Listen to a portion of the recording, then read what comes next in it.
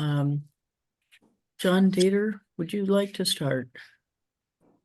Yes, I'm a member of the ECOS board at large, and I'm mainly interested in non-auto modes of transportation. Yeah, okay, and John was chair of Transportation Committee for many years. Robert? Yeah, I'm a retired pediatrician. I've been paying my dues to Vote Smart, which is a national group that tries to get more information on candidates for federal elections and state elections both, doing sort of what League of Women Voters does with what used to be called Voters Edge. I've forgotten what they switched to this past year, but gave a lot more in-depth information on politicians' stance on given issues, their voting records, and then candidates who hadn't been in office yet were asked to say if they'd been in office, how would they have voted on these issues? And I think that's really important to, particularly get all of the information on the down ballot candidates, the city council candidates or the school board candidates or things like that League of Women Voters does. And I've also been a longtime supporter of ranked choice voting. I think it's much more practical, gets away from some of the games of having to, not vote for the person you really like because you're afraid you'll throw away the vote for the second best guy, and might let the third worst person get in. So that's my background. Thank you, Robert. Alex? Yes. Hi, I'm Alex Regan, Director of Operations for ECOS, and thank you everyone for being here tonight. Okay, Tina? Unmute. Sorry. Right, I'm Tina Suarez Murias, and I represent Save Our Sandhill Cranes on the ECOS board. And I used to work for the Air Resources Board, and I've worked for other environmental agencies in other states, but mostly I'm interested in having the right words to say to the younger kids because it's important that they vote. And even in my own family, some of my nieces and nephews are saying, well, why vote? And it's like, don't vote, Yeah. you can't complain. So I'm very interested in tonight's topic. Okay, thanks. Yeah, we're glad you're here. Randy Smith?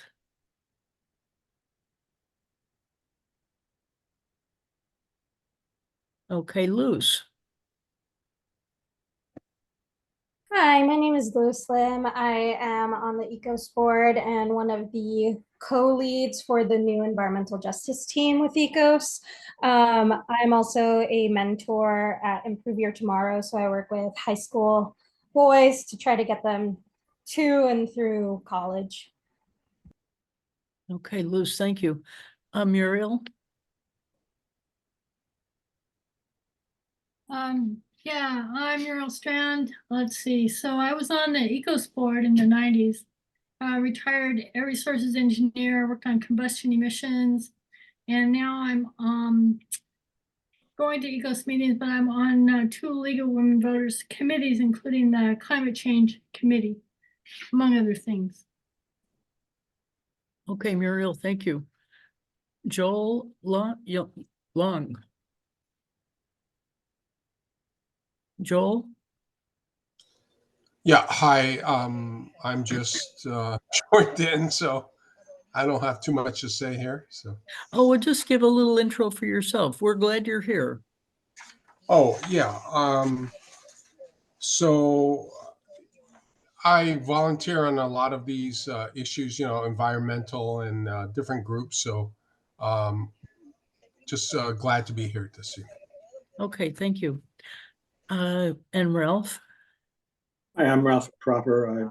I chair ECOS's climate committee, and well, I lived in Cambridge, Massachusetts, and was happy they had ranked choice voting. It worked well there, and yeah, you don't need runoff elections. You don't need well, in our recent Senate contest here, we had,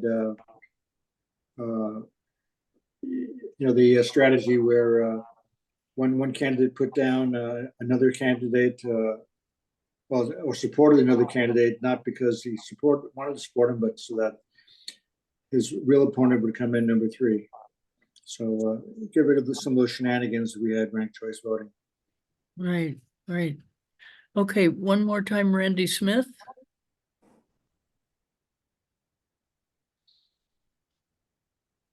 Okay, well, let's begin. So welcome everybody for being here. The League of Women Voters was a founding member of ECOS back in the early 70s. And so I'm happy to renew the acquaintance with the League of Women Voters and hopefully rekindle the relationship there.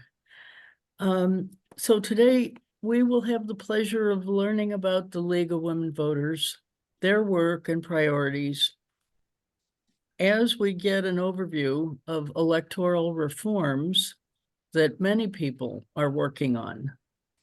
And this may inspire you to get more involved because, as we know, how we elect our representatives impacts the public policy we get. So let me introduce Paula. Paula has been an active leader in League of Women Voters and Californians for Electoral Reform for over 20 years. She is currently the president of League of Women Voters of Sacramento County. She is focused on fair and proportional representation of voters and minimizing wasted votes. And she'll explain all that.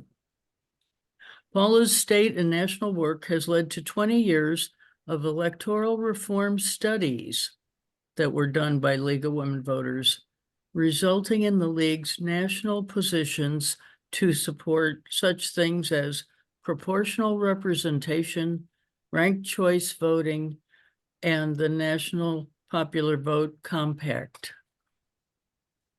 Okay, welcome, Paula. And Josh Rosa has worked for City Council for the City of Sacramento. He has served on city boards and commissions, managed political campaigns, and currently teaches collaborative governance at Sacramento State. Josh has represented Sacramento in the League of California Cities and U.S. Conference of Mayors. And he volunteers with Better Ballot Sacramento. So please welcome our guests. We're glad you're here. Let me ask a few of the new people to introduce themselves. Mark Baker, Lynn Goldsmith, and Randy Smith. Okay, a little shy. Are you asking us to? And give just say hello and introduce yourself. Oh, okay. Hi, yeah, I'm Mark Baker. I'm with River City Waterway Alliance and Sacramento Area Creeks Council. Randy Smith also is with those groups. He's one on the list there too. I saw his name there. We've been cleaning up the waterways, 1.4 million pounds of trash removed from Sacramento waterways in 15 months. And that's all. Just okay, Mark, thank you for being here. You want to know more? I'll gladly talk all night. That's okay. Thank you. Lynn Goldsmith. I'm with ECOS and 350. And anyway, I'm just checking in and getting information from everywhere. Good. Thanks. And also, Susan Rainier, would you like to introduce yourself? Well, I'm an AIA emeritus now, architect, and I am really active with trying to save nature because I think it's the conscious medium we're all working with. It's what gives us the most joy and the most lessons. Just remember that Leonardo da Vinci was never formally educated, and yet he's considered the most intelligent man in the world, and he learned it all from nature. I agree. Okay. Well, thanks for being here, Susan. Joel, Randy Smith, okay, he's part of River City Waterway Alliance. Okay, well, let's begin. So Paula and I, we have a little PowerPoint that we might interject. We have a little video we might interject, but basically we're going to do this as a kind of a Q&A. So Paula, what is the League of Women Voters? Is it a national organization or international? And when did it start? Well, let's go from the beginning. It actually formally started when we got the vote, the 19th Amendment in 1920. We are an organization, however, that works at all levels of government. So we're a national organization. We have state organizations in every state, and we have local leagues all over the country. So Okay. Sacramento County is a local league. Okay. And what issues prompted the League of Women Voters to be established? Well, when we got the vote, we were established essentially to educate women so that they would take part in the political process and essentially push forward the issues that were important to women. And we wanted to educate women about the process now that they had the vote. And there were many issues that were very important at the time and continue to be for women. Okay, thanks. Now, what about the League of Women Voters in Sacramento? How many members do you have? Oh, we have, I think of now about 170 members. And we have very active members, and we have members that are just supportive members, as all organizations do. And I should say, for those of you that don't know much about the league, we welcome everyone, men and women. We do hold on to this name, League of Women Voters. It's been debated over the years about changing the name to be more of a citizens organizations, but we're holding on to the name League of Women Voters because of the historical significance. And so we're probably going to forever be the League of Women Voters, but we welcome men, as Josh will attest, and we welcome everyone. Okay. And what are the main issues you're engaged in locally? Well, here in Sacramento, we have committees. We have a good governance committee, which also covers ranked choice voting, but we've on the good governance committee, for example, led the effort and are responsible for a Sacramento independent redistricting commission for the city. And now there's going to be also an independent redistricting commission for the county.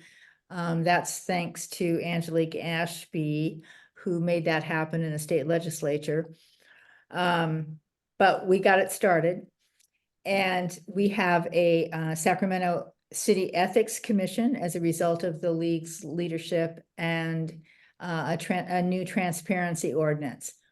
The league, I will say, is not real happy with how this has been going.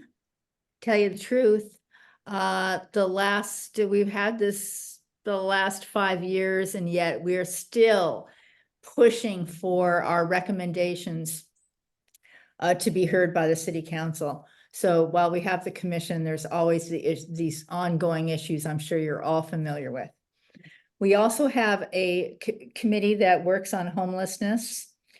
They're very concerned about that, and right now they're almost giving up on talking about homelessness, I'll say, and specifically focused on one very fundamental issue for homeless people and for everyone, and that is sanitation.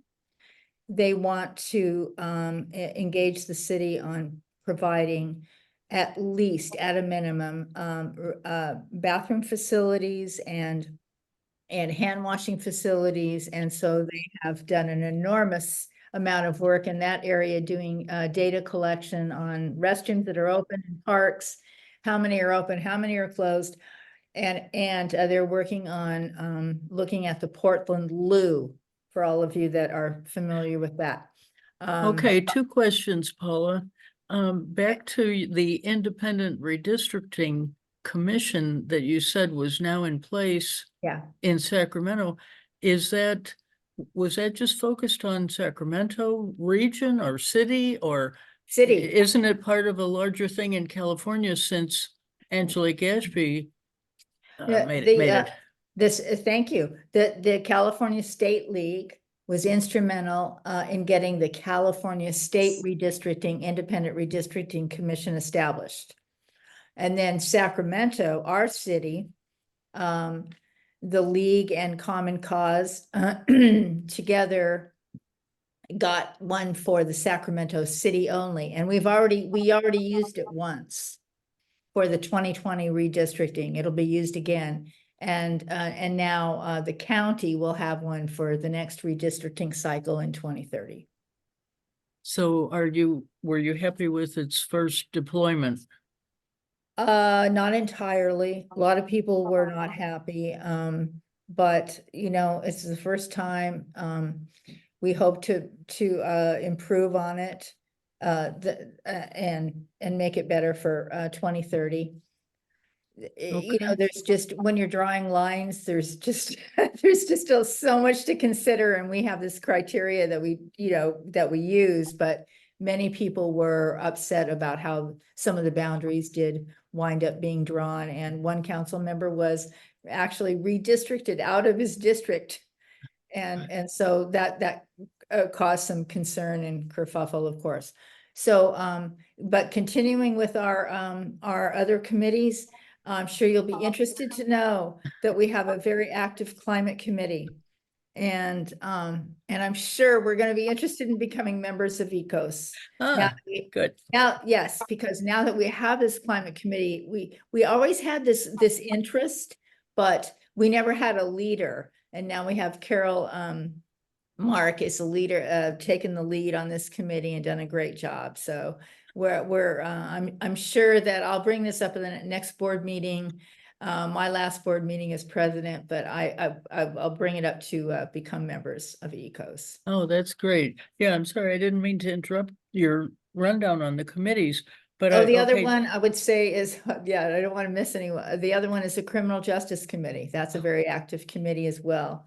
And then our ranked choice voting committee is part of our governance, good governance work. And so with each of these committees, the redistricting thing is obvious, and the ranked choice voting is obvious. There's a connection to voting, but the homelessness, the climate, and the criminal justice, do you try to tie them to election type issues? Well, yes, we do, but I thank you, because I did leave out two committees, very important committees. Voter services. Voter services, registration. We're tabling at events all the time. We're promoting what someone said. Who was that? Was that Robert that said, I can't remember, what used to be Voters Edge website? It's now vote411.org. We lost some funding there with Voters Edge, but we were able to get our national organization's vote411.org website up and going, and it's pretty much just like Voters Edge. So our voter service committee does student mock elections. They do pros and cons. We do candidate forums. We do pro and con issue forums. So we're having upcoming ballot measures in November. We'll try to get speakers to do the pro and con side of ballot measures and do public forums on that. And that's voter service. And then the other one is our DEI committee, diversity, equity, and inclusion. And we have events that we just had one last week, looking back at how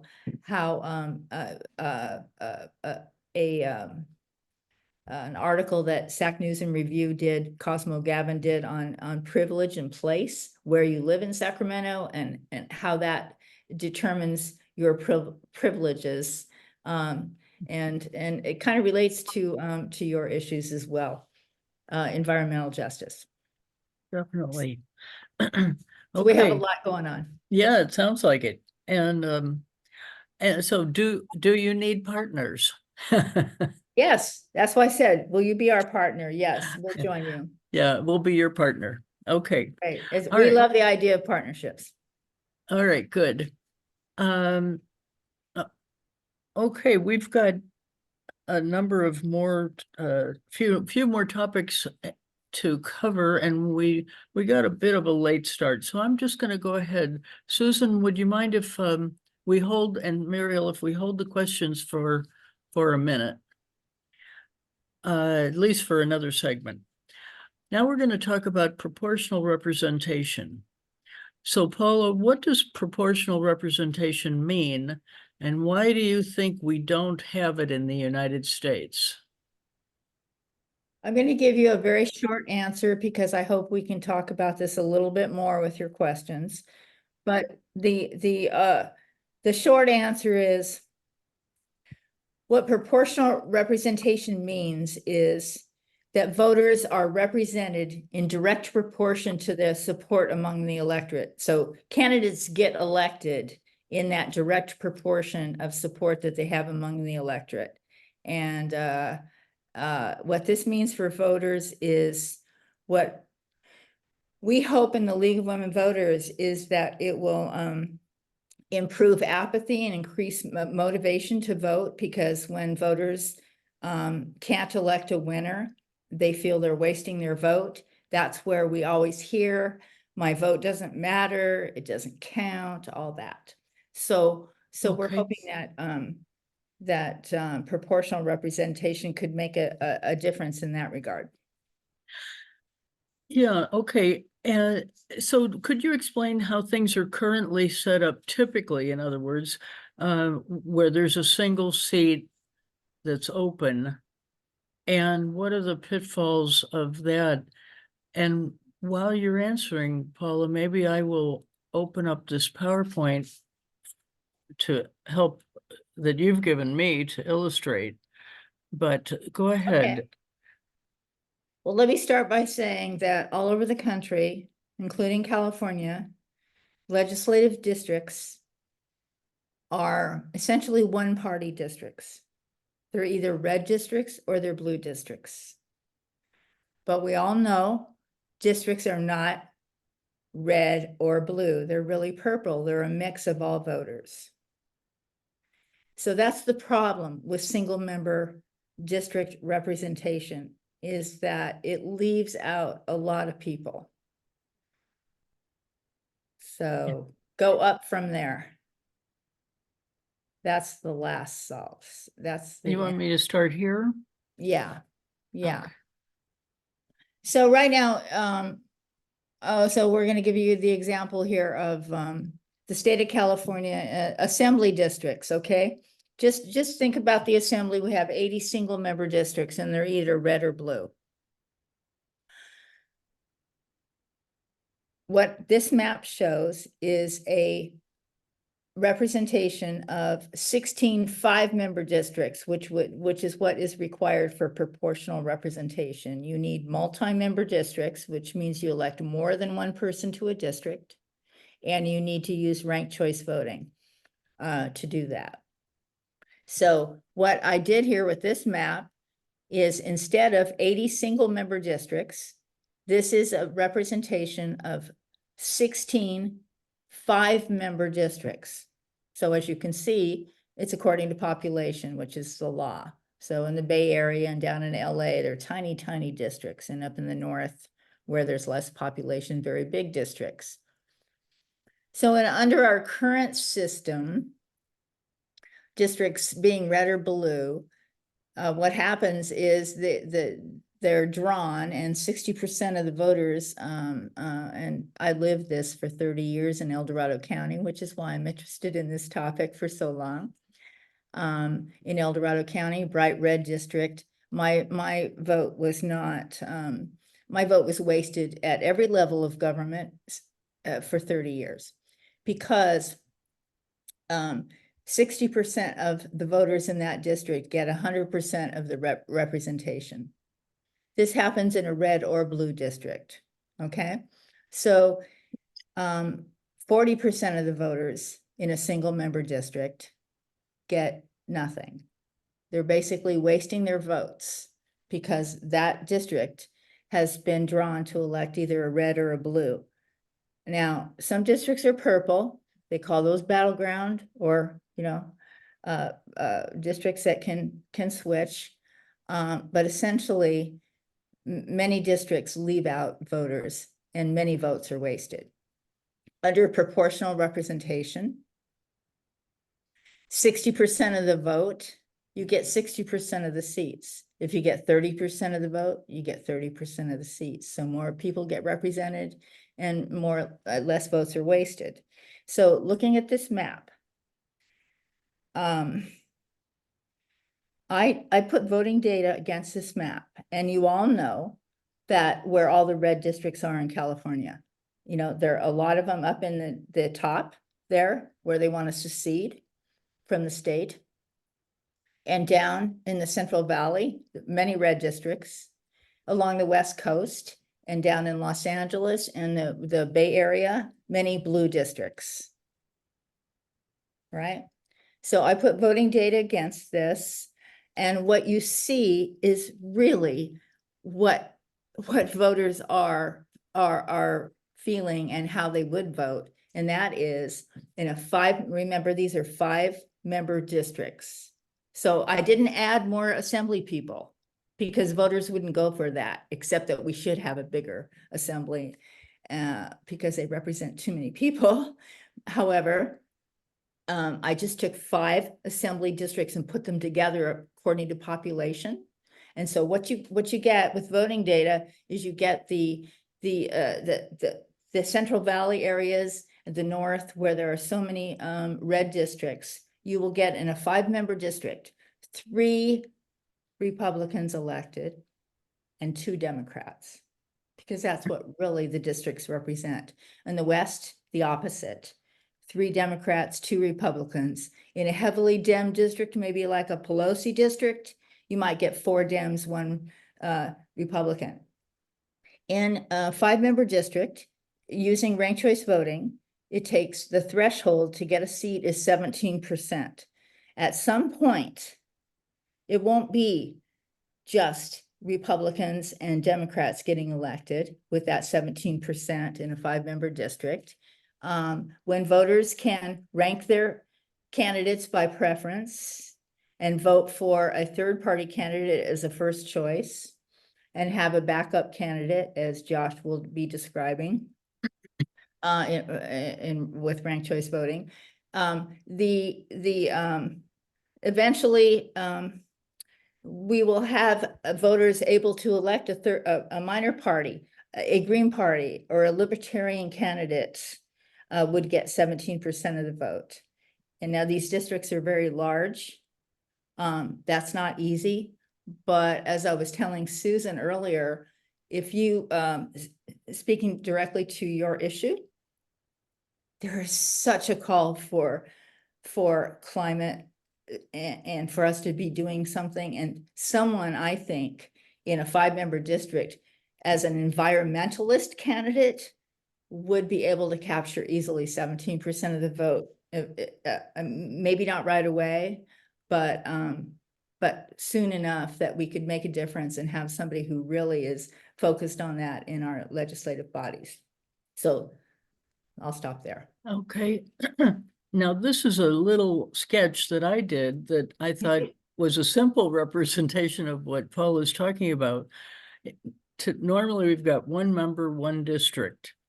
But what correct me here if I'm wrong, Paula, what she's talking about is having 1 district that's larger with 5 members so that they would all represent the large geography, but they would be more likely to represent individual constituencies.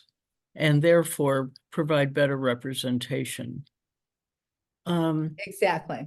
Paula, do you want to, well, we'll put this off, but the concept that you were just talking about is quite well illustrated by this.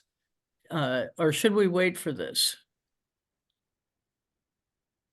Well, that's just an yeah, let's go to number 5.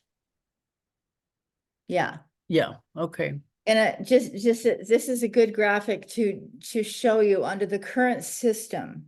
We have all these people that have different political views represented by those colors. And what we get is one person. That's the person who gets the winner take all single member district vote. And in a proportional system, we have much more fair representation in that group of people will elect in a 3-member district these people. Okay. So. And the other graphic there that you showed with the state is an example. I think we're going to talk about the Fair Representation Act, but we might run out of time. So let me show you that here, this is a state. Now, I was talking about districts that are either red or blue. These are states that are red or blue. Can you imagine an entire state like Massachusetts is 65% Dem and 35% red, and every representative in the entire state is in the People's House, the House of Representatives. They're all blue. Conversely, you go back to that other slide, you see Oklahoma there, 31% Dem, 69% Republicans, and they send all their representatives are red.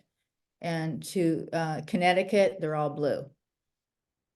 So you can see why people would be apathetic and why a lot of votes are wasted.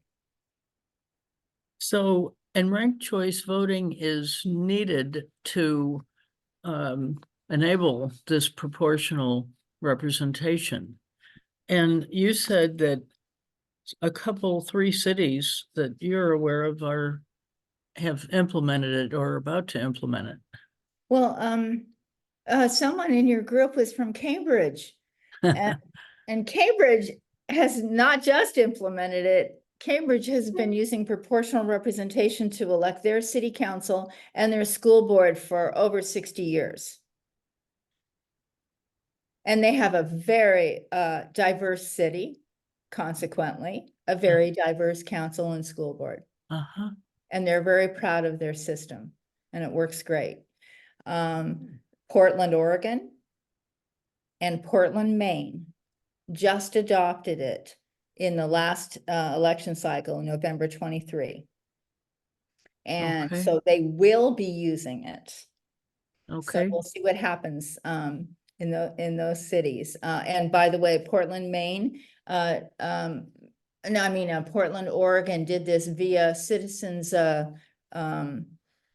Review Commission that studied different electoral systems, just like the league did for over 20 years. And that's why we support ranked choice voting and proportional representation. But they studied it in the city of Portland and decided that they wanted to put this on the ballot, and they did, and the voters adopted proportional representation in Portland, Oregon. Okay. Well, has there been any legislation proposed for proportional representation in California? No, but federally, it has been proposed at the federal level. It's called the Fair Representation Act. And if this is exciting any of you, this is something you can actually do. You can ask your congressional representative, Ami Bera, Doris Matsui, or whoever it might be, to co-sponsor the Fair Representation Act, which would bring proportional representation to Congress. Right, right. And it's very exciting, but I will say, electoral reform change is probably just monumental. I can attest to that, because when you want to change the system that the current electeds have been elected under, it's an uphill battle. Okay, well, why don't we move on to the third topic, National Popular Vote Compact. What is the National Popular Vote Compact? And what are the key provisions of the contract? Okay, Compact. I'm gonna keep this simple, because you can learn all about it at nationalpopularvote.com. However, the National Popular Vote Compact was the guy that came up with it is a computer scientist from the Silicon Valley, John Koza. And it has a very simple agreement. First of all, a compact is an agreement among states, and that's what this is based on. It's just like any other compact or agreement among states, like the compacts they have about commerce, or like the Colorado River runs through 4 different states, and so 4 different states have an agreement about it, and transportation, commerce, there's all kinds of compacts among states. He used that to say that the states would make this agreement in the compact, and this is how simple it is. The states that have signed on to the National Popular Vote Compact have agreed to give all of their electoral votes to the winner of the National Popular Vote in all 50 states. Okay, now, when does this take effect? It takes effect when 270 electoral votes have been committed in this compact. So right now we're 61 votes, electoral votes, away from implementing the National Popular Vote.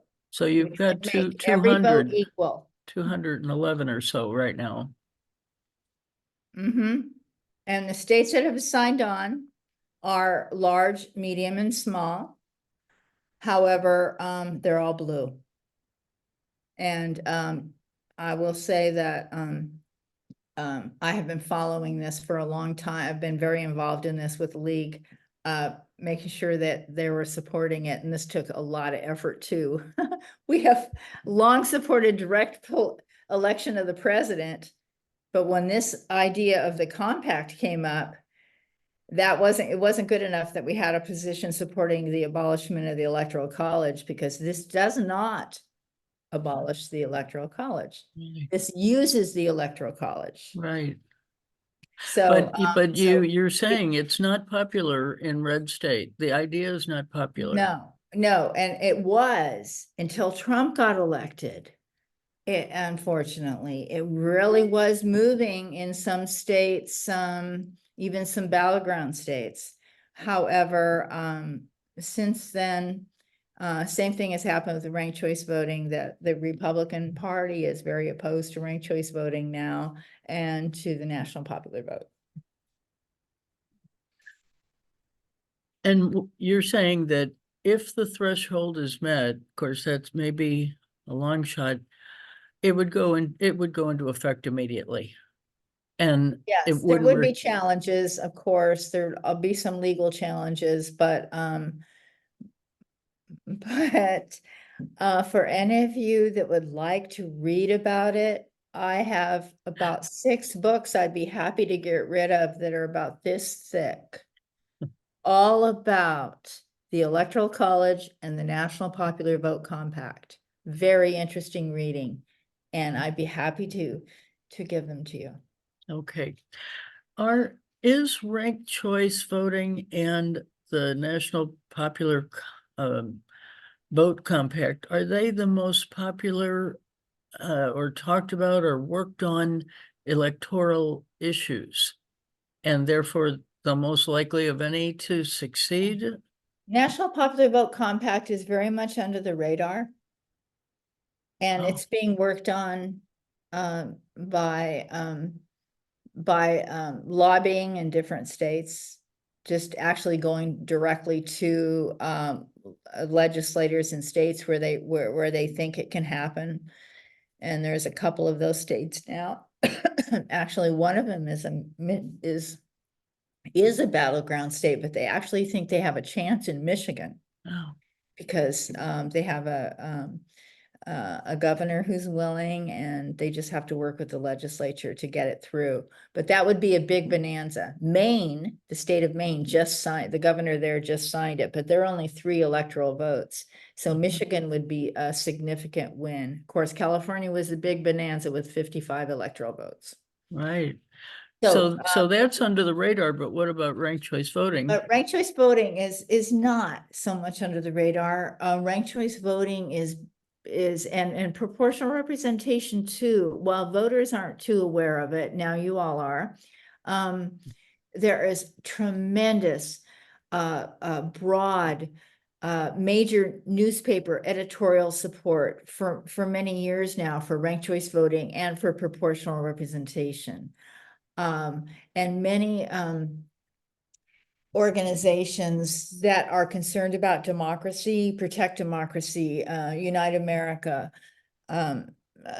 so many organizations, I don't want to list them all, but are looking at these reforms as the future for how we save this democracy. So ranked choice voting for Sacramento it's just perfect timing, really, because it's a make sense electoral reform, as one of your members said earlier. We have all the data now. Not all the data, but we have a lot of data because it's been introduced and been implemented in many cities all over the country and 2 states, and on the ballot in 3 more states for this upcoming November. So it's a reform that's spreading very fast. Okay, good.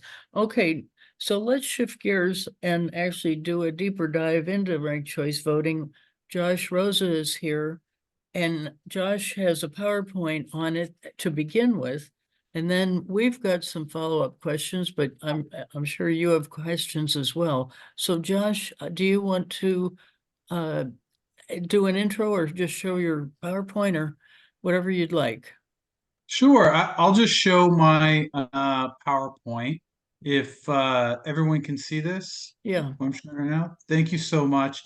And I also want to acknowledge with us is Steve Cohn, former city council member and currently with the Sacramento Metro Advocates for Rail and Transit. And Steve is a big part of our coalition, so he might jump in as well during any Q&A.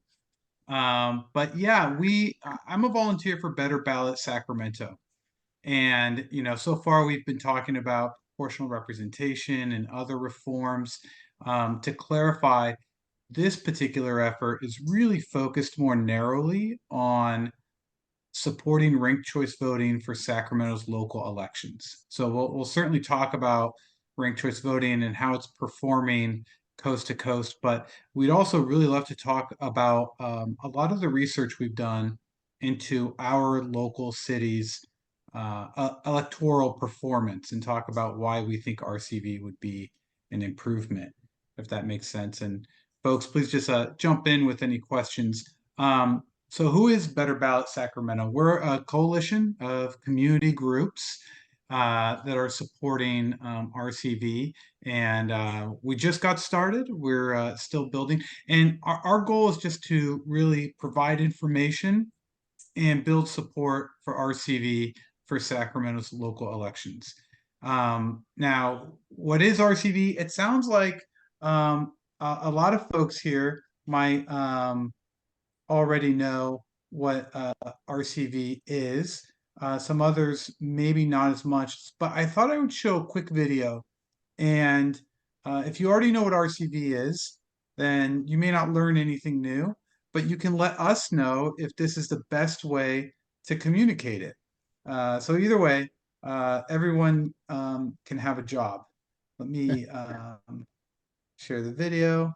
I don't know if folks remember former Secretary of Labor Robert Reich, who gives us a really good 4 minutes into what ranked choice voting is.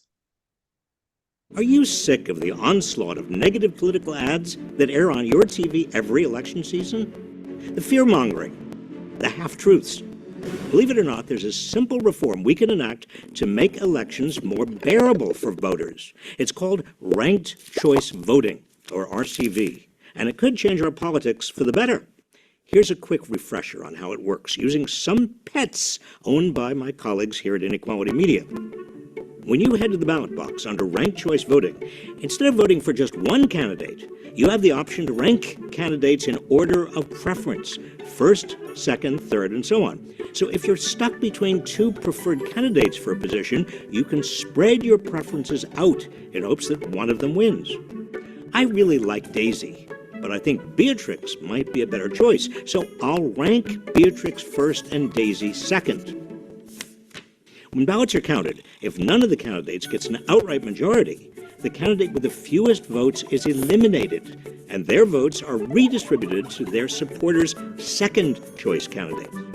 This process continues until a candidate receives over 50% of the vote and is declared the winner. Congratulations, Beatrix. Pretty cool, huh? It's also good for a whole host of other reasons.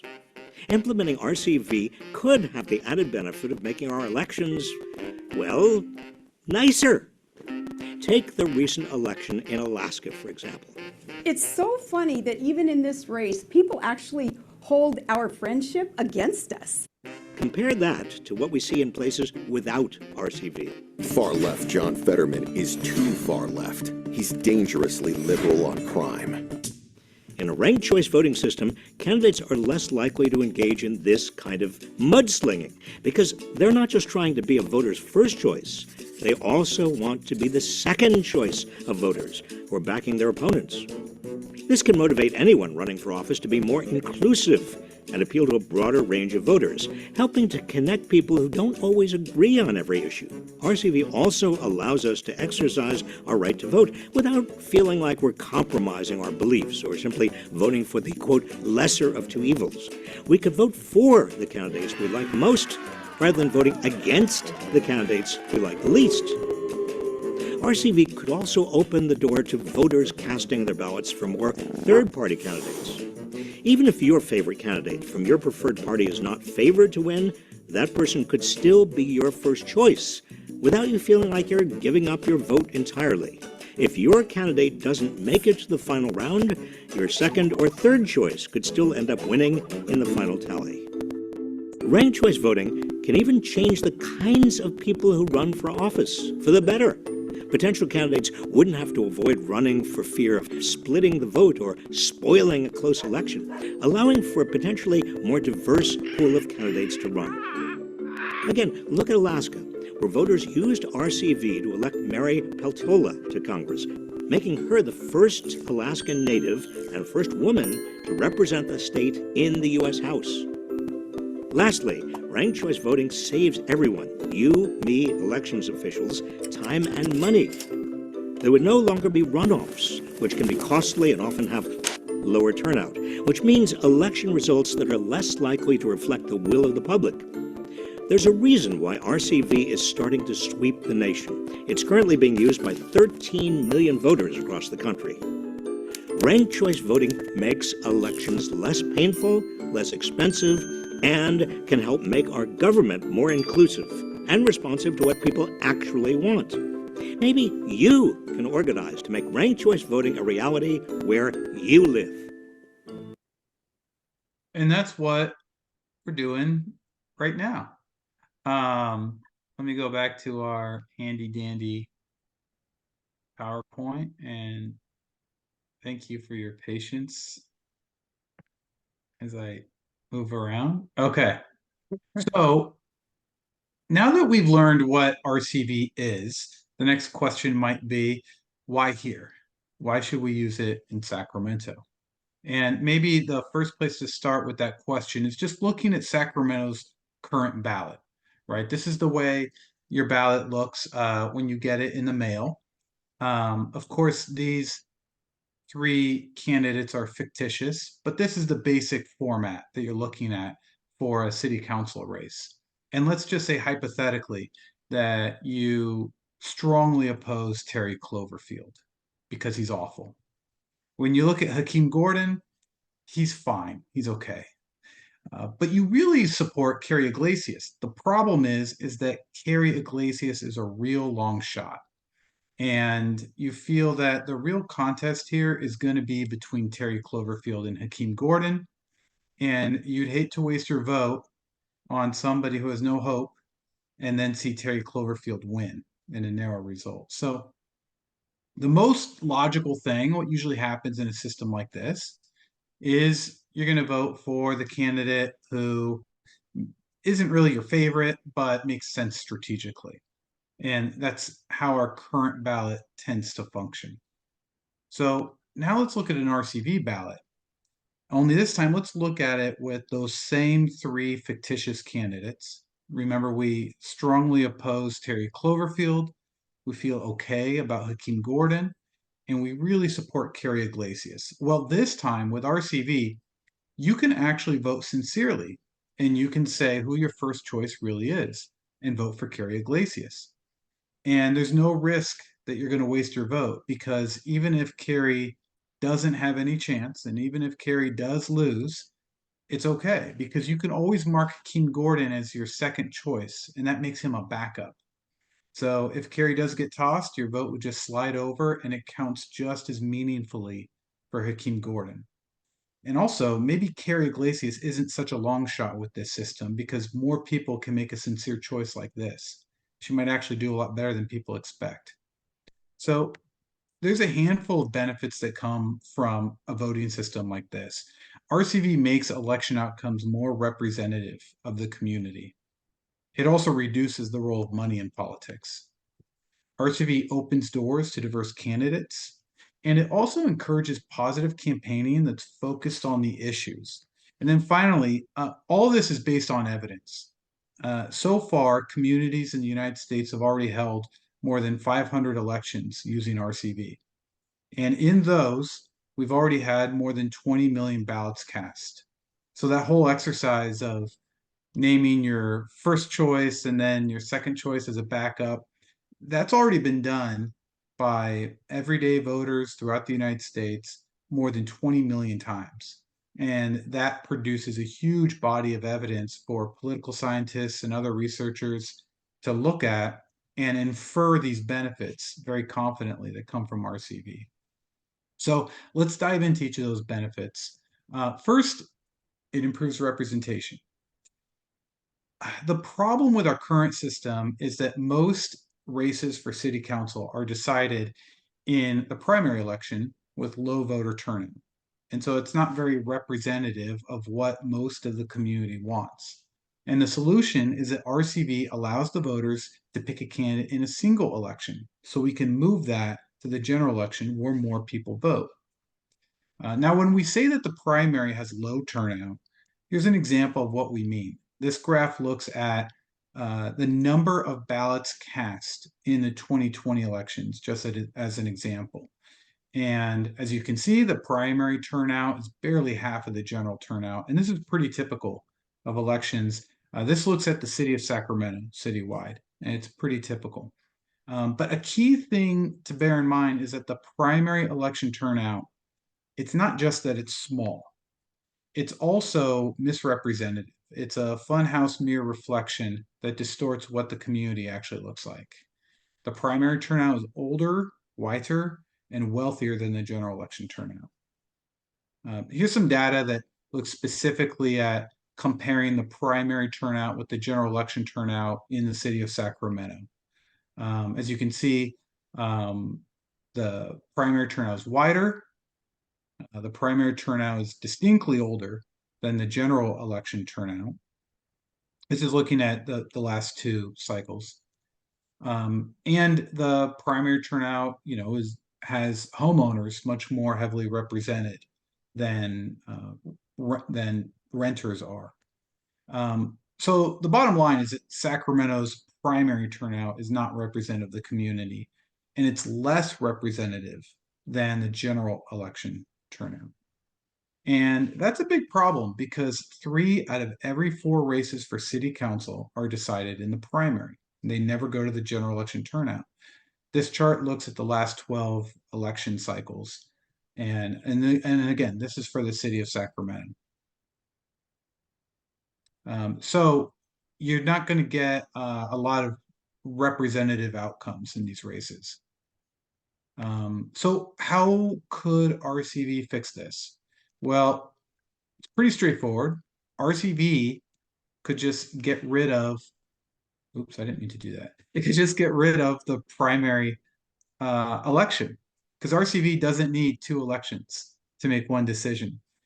If we use RCV, we could just ask all of the candidates to run in the general election.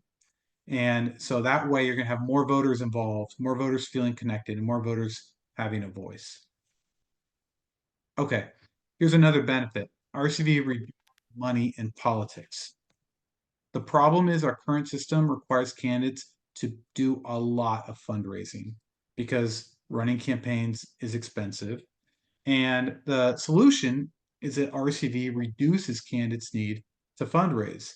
So candidates would be less reliant on special interests to raise money to run their campaigns.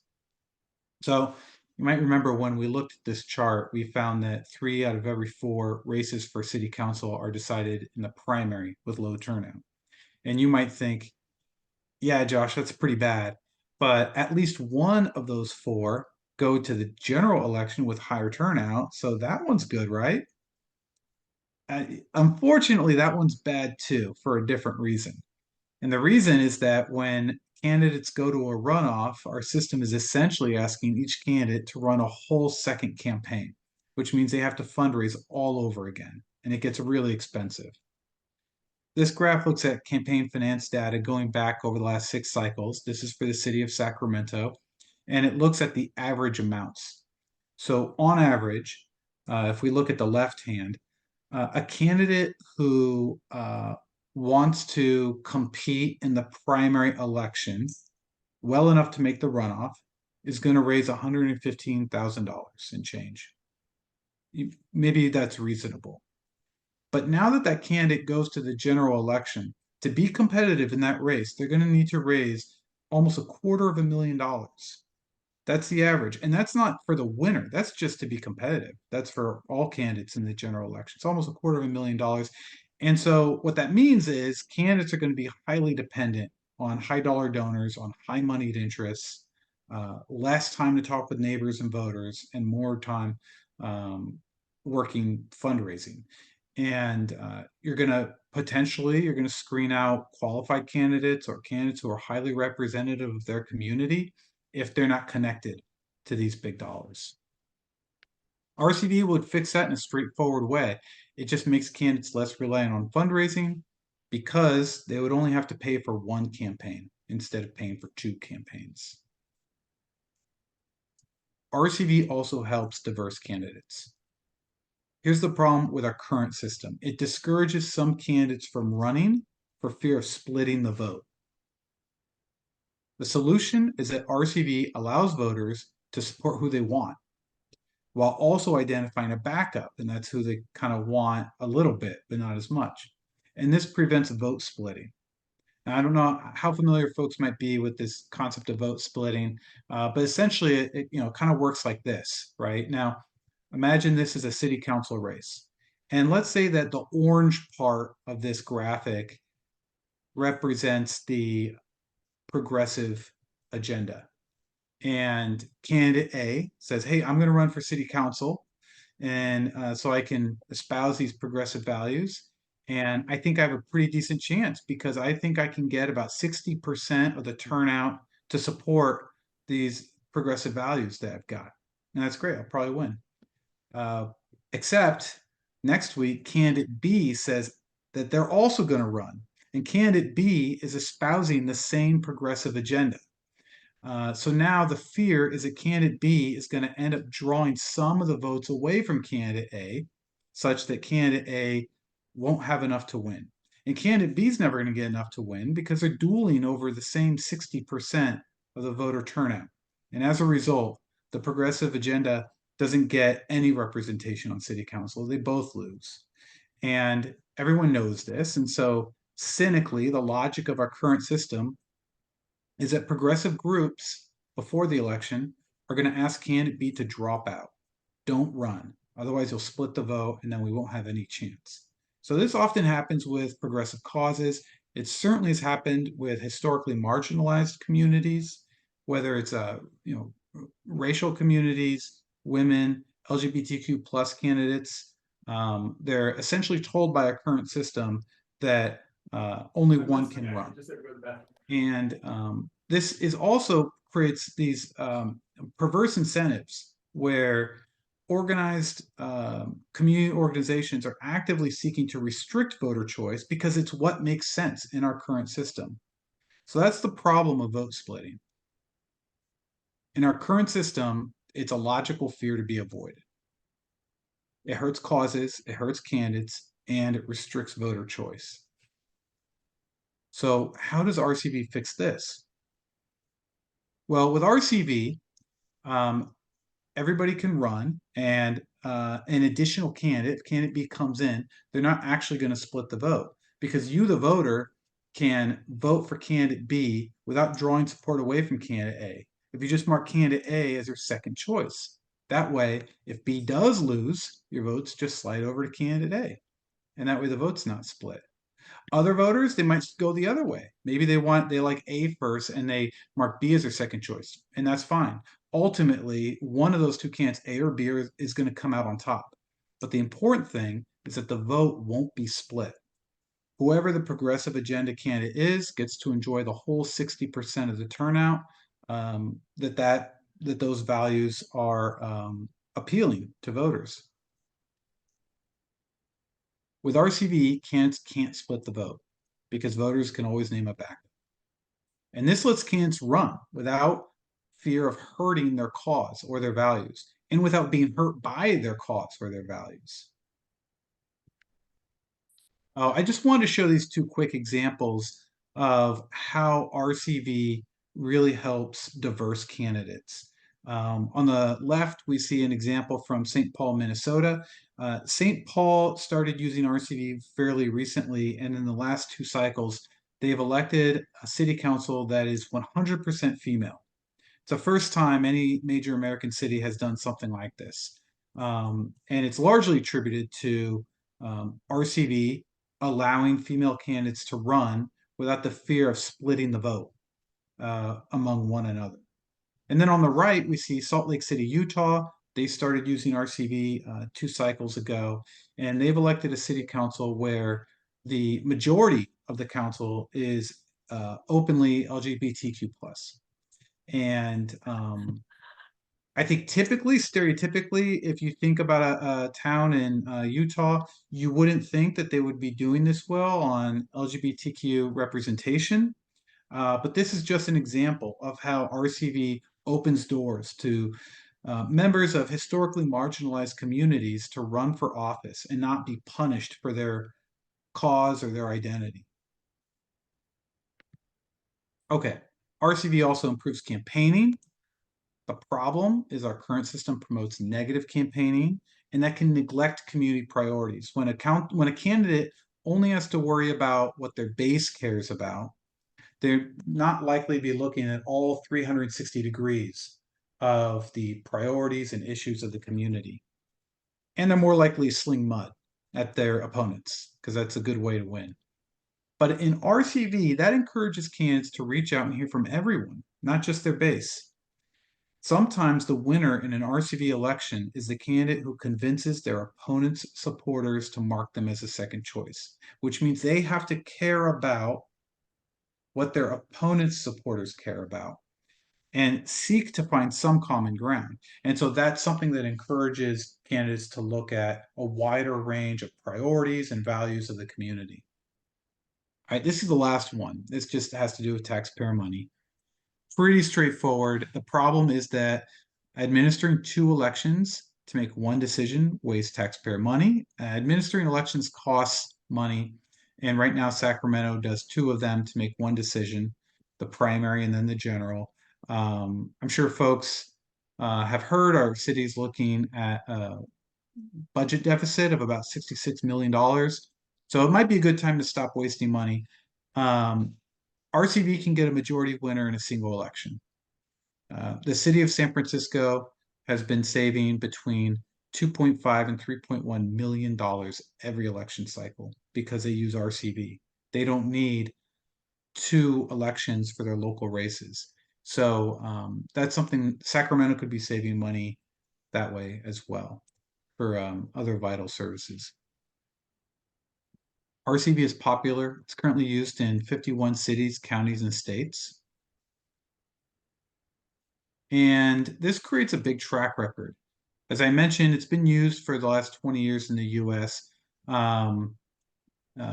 We've seen over 500 elections and 20 million ballots cast. This is just in the United States. It's worth also noting that other countries have been using RCV for far longer, and they have higher rates of voter satisfaction and voter participation than the United States does by far. But people tend to think like those are other countries, so it's a different culture. You can't really compare apples and oranges. So we don't really talk about that as much as we just talk about United States communities that are using RCV. So for us, we think the question is, could the city of Sacramento start using RCV for our local elections? We think so. We hope so. And that's what Better Ballot Sacramento is focused on. We're building support and raising awareness of RCV. The way to do it is we would need to amend the city charter. The way to amend the city charter is you need the voters to vote yes or no on it on the ballot. And the realistic way to get that on the ballot is to ask our city council to vote to do just that. So we do plan on asking the council to put RCV on the 2026 ballot. It takes a while to do that. So we're going to actually be asking the council to do that starting early next year. But between now and then, we have a lot of work to do, just raising awareness and having conversations like this one. So we really deeply appreciate the interest that folks are showing in this topic. If you're interested in how to join them, and this slide is called How to Join the Movement, you could also just call it How to Keep Tabs on Us, because maybe you just want to keep up to date on what we're doing. Here's some ways to do it. So you could sign up, go to betterballotsacramento.org. And we have a sign up tab. You just enter your name and email address, and you'll start getting regular email updates. And that just includes information about upcoming events, new research, things like that. Here's an even easier way to do it. If you just text your name and your email address to 916-531-5723, that's it. Then you're on the contact list and you'll start getting those emails. We don't spam anybody. We'll never send more than 1 email a week. If email is not your thing, though, you could just follow us on social media, Facebook and Instagram. We post all the same information through those channels as well. If you're already excited and supportive of this, if you want to support this effort, consider hosting an RCV dialogue. And that's just a fancy term for what we're doing right now. So obviously, folks here are your members of ECOS. Maybe you're a member of another community group, like a neighborhood association, a political club, a social club. Anyone you think who might be interested in the civic political health of our community, who might be interested in learning more about RCV, please reach out with us and we'd be happy to make an appointment and give a presentation. We do them over Zoom, we do them in person. We're happy to tailor it to your interests and just have a dialogue. We're still growing our coalition. We would love to have ECOS be a member of our coalition. We think that would be absolutely tremendous. Yeah, it's all about being a big, broad, diverse, strong coalition. And lastly, I did want to plug a community event that we have coming up on June 7th. if you have to hear more about RCV, maybe you'd like to have a beer along with it. Maybe next week or the week after that, you'll be thinking about more things and you'll have other questions about RCV. So please come to our next event, and we're going to be doing a Q&A about this effort, about RCV in general. And we hope you can be there. If you follow us on social media, you'll also get details about this upcoming event there as well. Josh, thank you very much. That was just great. Does it have to be done city by city?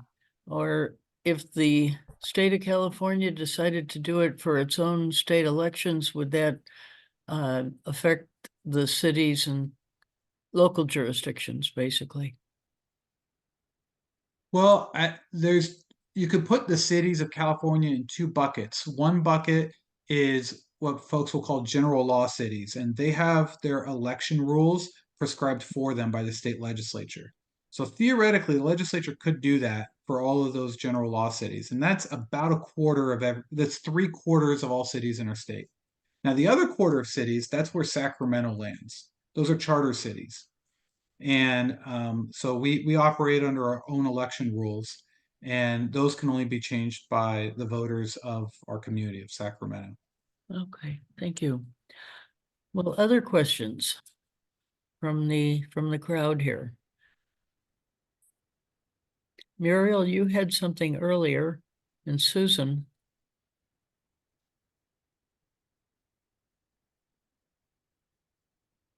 Yeah, so I was gonna just mention about the league's positions, and they have local, state, and national positions, all of which are developed by consensus studies and so forth like that. And the local league's positions are on the website, and I assume that the state and national are as well. And so league, when it acts, is guided and consistent with those consensus positions. And that's a key part of league process. So I just wanted to mention that. Thank you. Thank you, Muriel. Are there any negative effects from RCV that have been found? Or is it just all positive? You want to take that one, Josh? Yeah, I think what RCV might do in some communities is take a little longer to finalize the results of an election. And it depends, because some communities, it won't affect that. It depends on whether the community, some communities, when they get the mail-in ballots, they'll start opening them and tabulating them before election day. And then they just catch up when all the others come on election day. Other communities don't do that, and they decide, they hold on to it all. Now, if you're the latter community, then RCV doesn't affect your timing at all.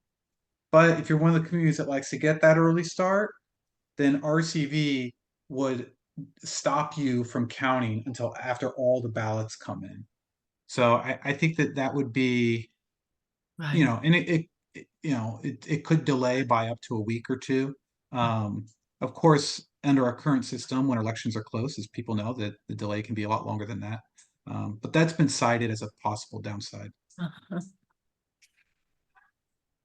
I would say too that what you will hear out there is that, hey, this is confusing. It's not confusing. That's a political response, I think. It's not confusing at all, because I've done it with middle school kids, and we do it every day when we think about our choices. If we go anywhere and our first choice is not there, we are grabbing our second choice, whether it be ice cream or toothpaste. You know, I mean, it's something we do every day. Right. Movies, whatever.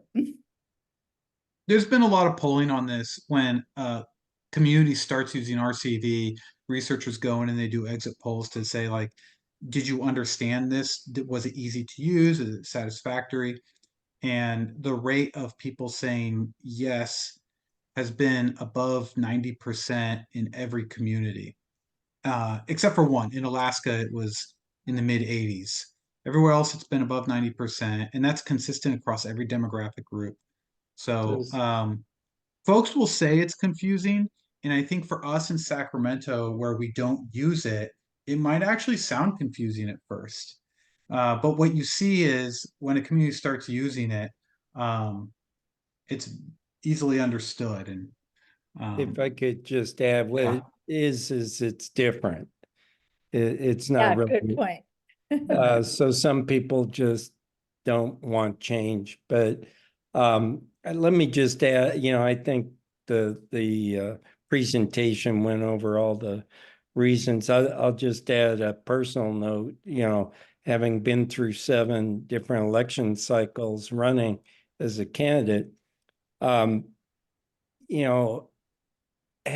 to do a runoff where I've only had to do 2 runoffs, but that, as Josh says, there's the expense, but there's also the time. And it's even worse in a presidential year like this one, where the primary's in March and then the runoff's not till November. I mean, that's 8 months. So the campaign ends up being almost a year, or really more than a year. Whereas if you could do it in one election, you would reduce the amount of time that for both the candidate and the public to have to focus on a single election. And the last point I would make is that if it weren't for ranked choice voting, Abraham Lincoln would never have been elected. That's how he was nominated in the Republican convention, was with a similar ranked choice voting. He did not win the first ballot. But he won on the second and third because he was everybody's second choice. Tina had a question. Tina, do you want to ask that? If the second and third? Sure. Oh, good. I'm not muted. I was looking at your example of, the 3 candidates running. I don't know if they were supposed to be from 3 different parties, but in that situation, if the second and third candidate have exactly the same amount of votes and they're in 2 different parties, how do you distribute their vote? The third party's vote. Oh, if it's a tie, like a genuine, like they have the same exact number, then you would just have to default to whatever the election procedure is in the event of a tie occurring. And I don't even know what that is. Yeah. Yeah, I mean, that's also bear in mind for local elections, there are no party labels on the ballot. So even though people in California, yeah, but I'm just talking about for the city of Sacramento, you don't run by party anyway. okay, yeah, because I also observed that in that scenario, the candidate with the most votes really had less than half the votes. And I've seen that happen in school elections, for instance, where you could say, hey, this doesn't sound right. You're picking the leader. This is a very small scale where the leader actually has less than half the votes. And somehow that doesn't sit right. So I can see the value in, the redistribution of votes or, a runoff, but I didn't know whether what the ranked choice voting sort of philosophy was when there's initially one candidate doesn't even get 50% of the vote. that's what would trigger the tabulations. If a candidate gets more than 50%, then it's over and they win. Okay. The only reason you would start looking at second choices and third choices is if nobody got 50%. You'd find, okay, who got the fewest votes, and you would toss that candidate out. But before you toss them out, you look at their supporters and who each of their supporters marked as a second choice. And then reallocate their supporters to whomever. And that should bring somebody up above 50%. If it doesn't, then you just go to the next lowest candidate, you toss them out and reallocate. I forgot about that second choice. That really evens out the process. I mean, it's it's very logical, and I'm, just trying to make sure that you wouldn't have any weird numerical situation arise. Okay, One thing thank you. you should know about Sacramento that you brought up, Tina, is school board elections are plurality, which means the person with the most votes wins. And once vote splitting happens, the person with the most votes could be like, 25%, which means 75% of voters preferred someone else. So that's the problem with plurality voting for school board elections. And we hope we're looking into right now how they're not governed by the state code. They're governed by election code. So we're looking at how we could impact school board elections too with ranked choice voting. Okay, Thank you. Josh, in terms of next steps for the city of Sacramento, you said bringing it to the city council, asking them to put it on the 2026 ballot. I guess the first step is amending the city charter to allow the concept to be in place or to change the method. And so are you working on that right now, or will it be next year, or It'll really be next year. I mean, we've had conversations with some council members, and they're supportive of this concept. They've all told us you need to go out there and increase awareness of it in the community.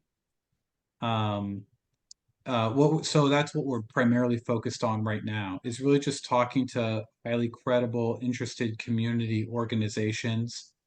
Just having these conversations is really helpful. And in the meantime, our city council knows that this request is coming to them at some point early next year. But we still have a lot of homework to do building the coalition. and then if it's on the ballot in 2026 and the citizens of the city vote for it, then it would go into effect the next, say, 2028. Yep.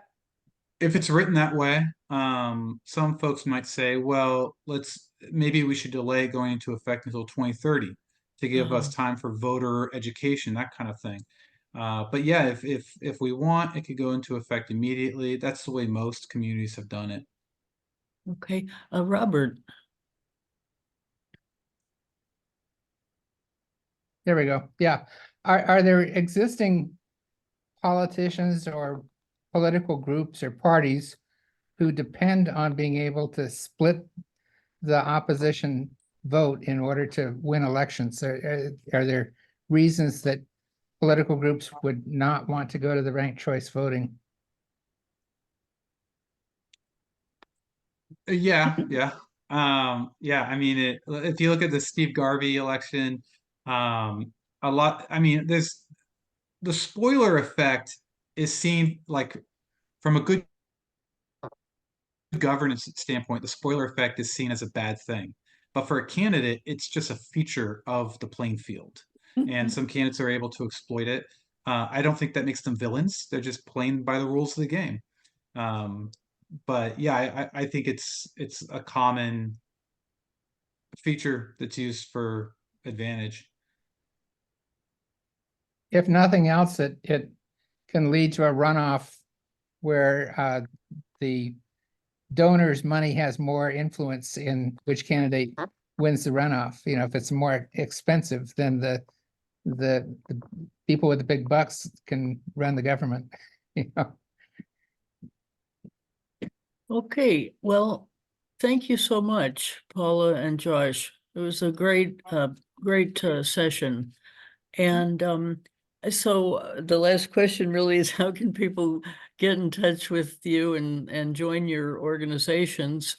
League of Women Voters Sacramento, I think it's easy to look up. And What about, LWVsacramento.org is our website, and Better Ballot Sacramento is our project, and that's easy, Josh. okay, Yeah, good. I'm writing it in right now, actually. And in the chat. lwvsacramento.org, we've got that. info@betterballot.org. Okay, thank you. That's I would the also email add, list. I would also add, Susan, that if you're interested in the bigger picture of electoral reform, ranked choice voting and the Fair Representation Act at the federal level, check out fairvote.org. Okay. All right. I also goofed up. I wrote info@betterballot.org. It's actually info@betterballot.sacramento.org. Okay, we got it.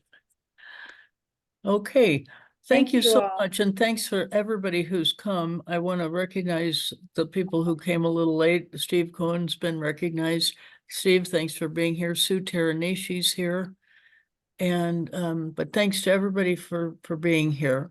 And Paula, Yes. thank you especially. It was just great to work with you to put this together. We enjoyed it immensely. Thank you for being interested in something so important to make public policy different. Well, I enjoyed it too, a lot. All right, thanks, everybody. See Thank you all. Thank you next so time. much. Oh, and Betsy Weiland's here too. Hi, Betsy.